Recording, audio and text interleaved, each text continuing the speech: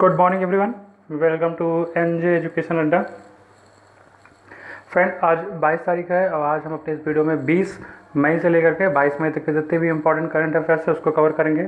साथ ही साथ उससे जुड़े जितने भी इंपॉर्टेंट फैक्ट होंगे उसके बारे में भी जानेंगे। फ्रेंड, अभी कुछ प्रॉब्लम के कारण जो है 2-3 दिन की वीडियो अपलोड नहीं हो पाई थी, इसलिए हम आज की अपनी वीडियो में उन सभी करंट अफेयर्स को कंप्लीट करेंगे। तो चलिए फ्रेंड्स, हम शुरू करते हैं।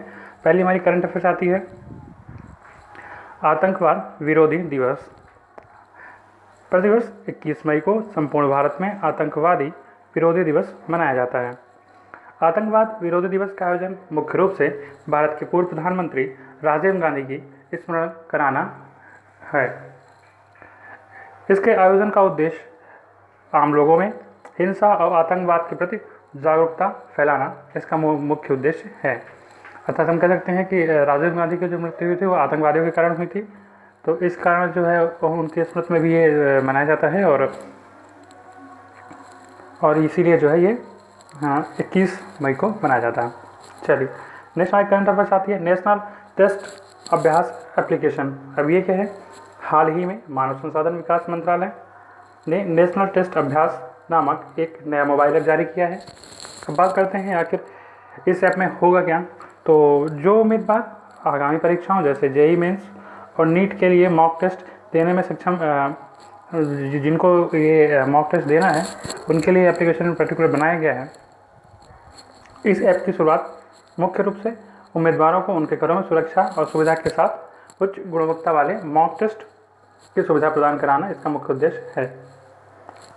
अब बात यहाँ पे आई है मानव संसाधन विकास मंत्रालय की, तो इसके मंत्री कौन है वो बहुत इस समय चर्चा में है। तो उसके मंत्री हैं रमेश पोखरियाल निशंक जी। चलिए, नेक्स्ट हमारा है कॉयर जियो टेक्सटाइल। अब ये क्या है? भारत सरकार ने 20 अप्रैल 2020 को कहा कि प्रधानमंत्री ग्राम सड़क योजना के तीसरे चरण के तहत ग्रामीण क्षेत्रों में सड़कों के निर्माण में कॉयर जियो टेक्सटाइल का उपयोग किया जाएगा। पहले आप इसको फिगर में देख लेते हैं कैसा है, इसके बाद हम इसके बारे में विस्तार से चर्चा करते हैं। आप ये देख सकते हैं, ये है कॉयर जियो टेक्सटाइल, ये इसका उपयोग जो है सड़कों के निर्माण में किया जाएगा। चलिए, अब इसके बारे में जानते हैं। अब ये है क्या? तो कॉयर जियो टेक्सटाइल एक प्रकार के परंपरागत कपड़े हैं जो प्राकृतिक रूप से मजबूत, अत्याधुनिक रूप से टिकाऊ एवं टूट फूट, मुड़ और नमी प्रतिरोधी होते हैं और किसी भी सूक्ष्म जीव यानी माइक्रोबियल हमले से जो है ये मुक्त होते हैं। अर्थात ये जो है अपने आप में पूर्णतः सक्षम है, इसलिए इनका उपयोग किया जाएगा।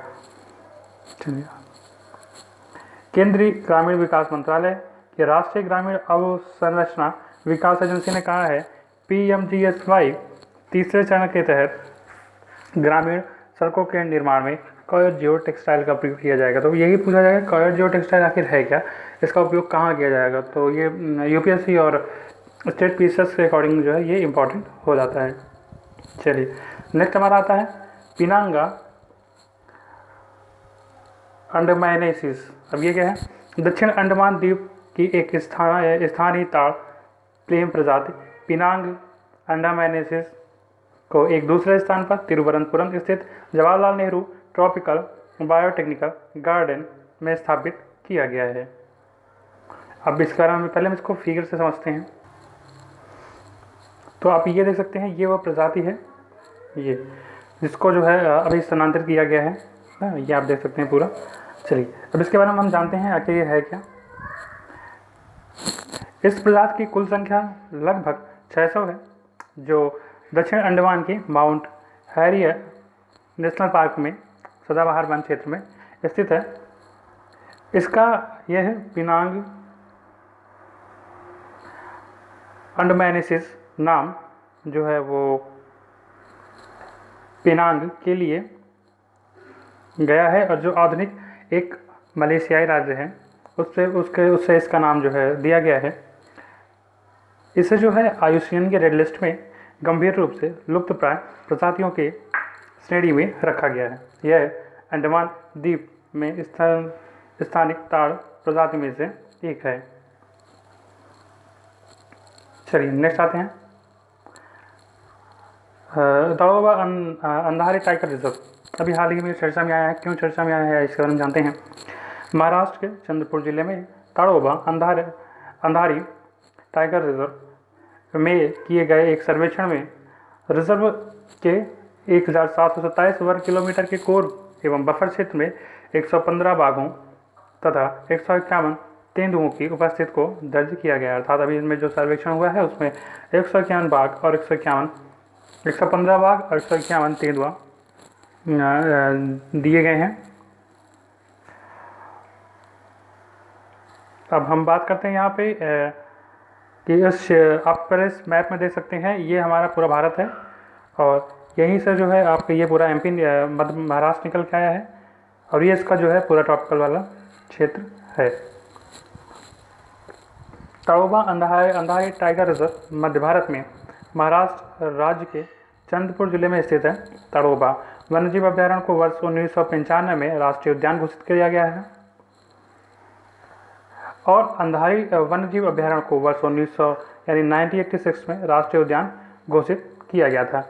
यह महाराष्ट्र का सबसे पुराना और सबसे बड़ा राष्ट्रीय उद्यान है। तड़ोबा अंधारी टाइगर रिजर्व महाराष्ट्र राज्य में दूसरे टाइगर रिजर्व के रूप में प्रोजेक्ट टाइगर के तहत वर्ष 1994-95 में स्थापित किया गया था। अर्थात यहाँ सोचने वाला क्वेश्चन यही है कि पहली बात कि कहाँ किस राज्य में है, तो यह महाराष्ट्र में है या ये महाराष्ट्र इसको टाइगर रिजर्व में कब सम्मिलित किया गया था, तो इससे जो 1994 में और 1995 में इसे जो है प्रोजेक्ट टाइगर के तहत सम्मिलित किया गया था। चलिए नेक्स्ट आते हैं। नेक्स्ट हमारे आते हैं दिलीप उम्मेन जी। अब ये कौन है। हाल ही में दिलीप उम्मेन जी को भारतीय इस्पात संघ यानी इंडियन स्टील एसोसिएशन का नया अध्यक्ष चुना गया है। तो इंडियन स्टील एसोसिएशन का अध्यक्ष यानी ISA के अध्यक्ष कौन है, तो वो हमारे हो जाएंगे दिलीप उम्मेन। चलिए नेक्स्ट हमारा आता है विश्व मधुमक्खी दिवस। वो कब मनाया गया, तो प्रत्येक वर्ष 20 मई को विश्व भर में विश्व मधुमक्खी दिवस के रूप में मनाया गया है। इस दिवस का आयोजन का उद्देश्य मक्खियों और अन्य कह सकते हैं कि जो परागणों जैसे तितलियों, चमगादड़ और हेमिंग बर्ड आदि के महत्व के बारे में जागरूकता फैलाना इसका मुख्य उद्देश्य है। वर्ष 2020 में मधुमक्खियों को बचाओ विषय को इस दिवस के रूप में चुना गया है। तो इसके जो पहली बात तो आप अगर MP टेट की तैयारी कर रहे हैं और जो भी ऐसे एग्ज़ाम की तैयारी कर रहे हैं, इसमें जो अक्सर जो है कह सकते हैं कि जो डेट वाले क्वेश्चन होते हैं वो इन्वायरमेंट से रिलेटेड होते हैं, तो ये मोस्ट इम्पॉर्टेंट बन जाता है। साथ ही साथ इसमें जो करंट जो इसकी जो थीम है वो भी अपने आप में एक बहुत महत्वपूर्ण हो जाती है। तो इसलिए मैं इसकी जो थीम है वो भी हमें याद रखनी पड़ेगी। तो इसकी जो थीम है वो है मधुमक्खियों को बचाओ, सेव द बीस विषय में इसकी जो थीम इम्पॉर्टेंट है। चलिए नेक्स्ट हमारे आते हैं WHO का कार्यकारी बोर्ड।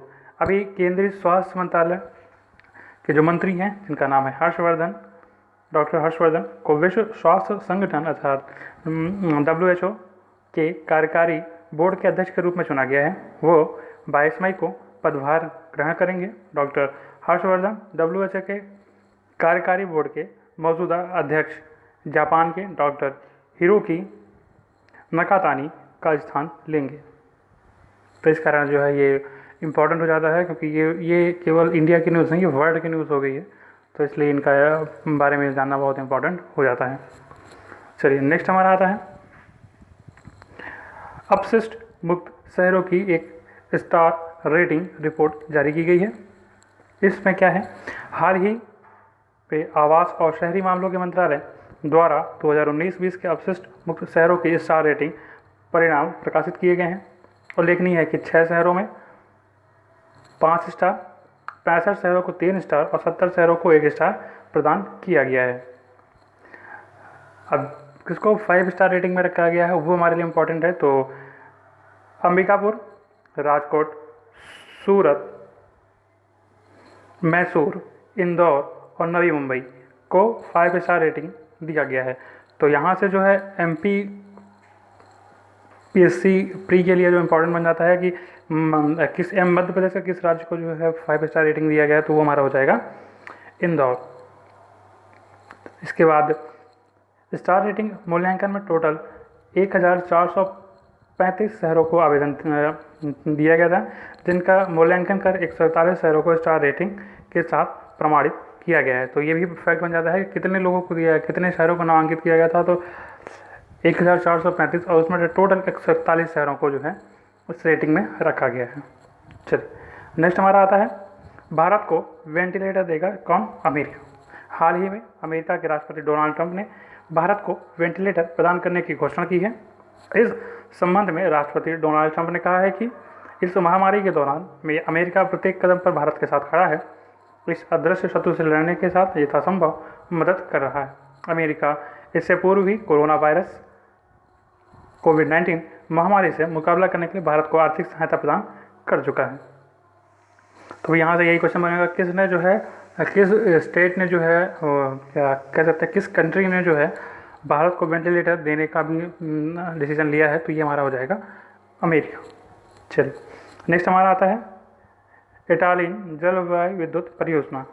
अब ये क्या है, ये अरुणाचल प्रदेश की दिबांग घाटी में प्रस्तावित 3097 मेगावाट की इटालियन जल विद्युत परियोजना की वजह से जैव विविधता पर पड़ने वाले प्रभावों को लेकर पर्यावरण कार्यकर्ता इस परियोजना को रद्द करने की मांग कर रहे हैं।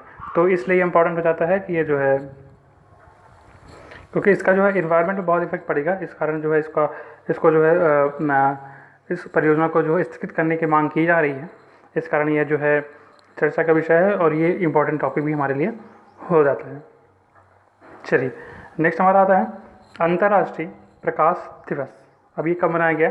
तो प्रतिवर्ष 16 मई को विश्व भर में यूनेस्को द्वारा अंतर्राष्ट्रीय प्रकाश दिवस मनाया जाता है, अर्थात इंटरनेशनल डे ऑफ लाइट, यानी IDL। यहाँ से 3 टॉपिक पूछेगा कि IDL का फुल फॉर्म क्या है, तो IDL का फुल फॉर्म है इंटरनेशनल डे ऑफ लाइट। कब मनाया जाता है? दूसरा ये क्वेश्चन यह पूछेगा, तो यहाँ से जो है 16 मई को ये मनाया जाता है। और यहाँ से भी पूछेगा कि ये पर्टिकुलर जो है इसके मनाता कौन है, तो इसे जो है यूनेस्को द्वारा जो है इसे मनाया जाता है। ठीक है, अब इसके बारे में जानते हैं। यह एक वार्षिक पहल है जो विश्व स्तर पर आयोजित की जाती है ताकि रोज़मर्रा के जीवन में प्रकाश आधारित प्रौद्योगिकियों द्वारा निभाई गई महत्वपूर्ण भूमिका के बारे में जागरूकता बढ़ाई जा सके। यह दिन वर्ष 1960 में लेज़र के पहले सफल संचालन को चिन्हित करने के लिए मनाया जाता है। पहला सफल लेज़र संचालक एक इंजीनियरिंग एवं भौतिक विज्ञान जिनका नाम था थियोडोरो मैमन द्वारा किया गया था। इस कारण यह जो है मनाया जाता है। तो यहाँ से ये पूछा जाएगा कि ये कब मनाया जाता है, तो इसके लिए इंटरनेशनल डे ऑफ लाइट कब मनाया जाता है, तो वो हमारे लिए 16 मई को मनाया जाता है, जो कि विश्व स्तर पर मनाया जाता है। तो ये हमारे लिए और भी महत्वपूर्ण हो जाता है। चलिए नेक्स्ट हम आते हैं। नेक्स्ट हमारा है चरण पादुका। अब ये क्या है? हाल ही में चरण पादुका मध्य प्रदेश से होकर गुजरने वाले प्रवासी मजदूरों के लिए मध्य प्रदेश पर शुरू किया गया है एक अभियान है। आइए इसके बारे में और अच्छे से जानते हैं। प्रमुख बिंदु, इस अभियान के तहत नंगे पैर जाने वाले प्रवासी मजदूरों को उनके पैरों के दर्द को कम करने के लिए जूते व चप्पल प्रदान किए जाएंगे। सबसे उल्लेखित बात यह है कि यह अभियान अधिकांश स्थानों पर मध्य प्रदेश पुलिस के द्वारा चलाया जा रहा है। चरण पादुका अभियान इंदौर के राजू पुलिस स्टेशन से शुरू किया गया था। तो यह टॉपिक जो है आपका मध्य प्रदेश PCS प्री के अकॉर्डिंग मोस्ट इम्पॉर्टेंट बन जाता है, क्योंकि अब इसका अगर, क्योंकि वहाँ पे ये नहीं पूछेगा कि किस राज्य की है, वहाँ पर्टिकुलर ये चीज़ दे देगा कि यह जो है कहाँ से इस योजना की जो है शुरुआत की गई थी, किस पुलिस चौकी से की गई थी, या कह सकते हैं किस पुलिस स्टेशन से इसकी शुरुआत की गई थी। तो वो हमारा हो जाएगा इंदौर के राजू पुलिस स्टेशन से। अब बात आई है मध्य प्रदेश के बारे में थोड़ा बहुत जान लेते हैं। पहले बात तो मध्य प्रदेश को जो है नदियों का मायका कहा जाता है। यहाँ की जो वो कह सकते हैं कि मुख्यमंत्री हैं वो शिवराज सिंह चौहान जी हैं, और यहाँ पे पर्टिकुलर चंबल नदी बहुत महत्वपूर्ण है, यहाँ पे नर्मदा नदी बहुत महत्वपूर्ण है। और यहाँ पे जो है इसे सोया स्टेट भी कहते हैं, क्योंकि यहाँ पे सोया की जो है उत्पादकता बहुत अधिक है। पूरे भारत में सबसे अधिक सोयाबीन यहीं पे उत्पादित किया जाता है। चलिए नेक्स्ट हमारा आता है, नेक्स्ट हमारा है डिसइंफेक्शन स्प्रे इकाई CSIR centre mechanical engineering research institute Durgapur के वैज्ञानिकों ने 16 मई 2020 को 2 मोबाइल इनोडोर डिसइंफेक्शन स्प्रे इकाइयों का विकास किया है। इन स्प्रेयों को छिपी हुई जगह पर पहुंचाना और बड़े पैमाने पर साफ सफाई करने के लिए मैपिंग सुविधा के साथ विस्तार योग्य उपकरणों को लैस किया गया है। इनका उपयोग विशेषकर अस्पतालों के बाहर हाथों से छुई गई सतहों को, जैसे table, door nobles, light, switch आदि से इनको जो है कीटाणु मुक्त करने के लिए जो है ये चलाया गया है, ये बनाया गया है। तो फ्रेंड ये रही हमारी आज के कुछ इंपॉर्टेंट करंट अफेयर्स। आशा करता हूँ आपको वीडियो पसंद आई होगी। अगर आपको वीडियो पसंद आई है तो प्लीज़ हमारे चैनल सब्सक्राइब करें, बेल नोटिफिकेशन ऑन कर दो, जिससे हमारी जो डेली करंट अफेयर्स है वो आपको मिलती रहे। धन्यवाद। जय हिंद।